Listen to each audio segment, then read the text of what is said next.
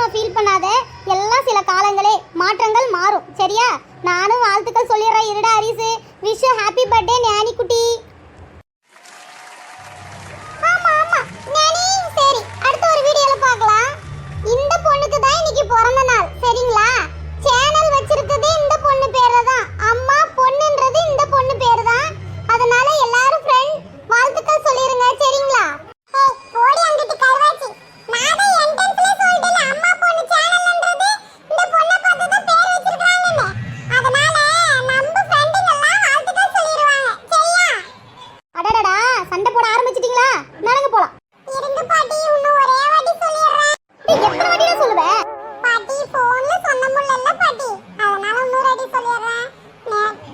நானி நானி குட்டி, நானி புள்ள, wish happy birthday நானி குட்டி.